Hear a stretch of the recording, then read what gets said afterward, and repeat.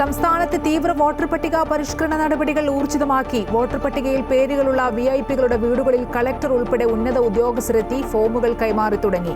തുടക്കമായത് 1 മാസത്തോളം നീളുന്ന പ്രക്രിയയ്ക്ക് ആശങ്കപ്പെടേണ്ട സാഹചര്യമില്ലെന്നും അർഹതപ്പെട്ട എല്ലാവരും ലിസ്റ്റിലുണ്ടാകുമെന്നും തെരഞ്ഞെടുപ്പ് കമ്മീഷണർ രത്തൻ ഖേൽക്കർ.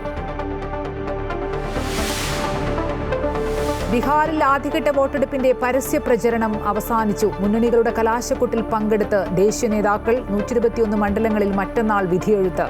രണ്ടാം ഘട്ടം 11-ന് 122 മണ്ഡലങ്ങളിൽ. കത്തോലിക്ക സഭാ തലവന്മാർ പ്രധാനമന്ത്രിയുമായി കൂടിക്കാഴ്ച നടത്തി. ന്യൂനപക്ഷ അവകാശങ്ങൾ ഉൾപ്പെടെയുള്ള കാര്യങ്ങൾ ചർച്ച ചെയ്തു.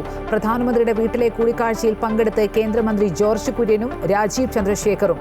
മാർപ്പാപ്പയെ ഇന്ത്യയിലേക്ക് ക്ഷണിക്കുന്നതിൽ കത്ത് നൽകി പ്രധാനമന്ത്രി നരേന്ദ്രമോദി.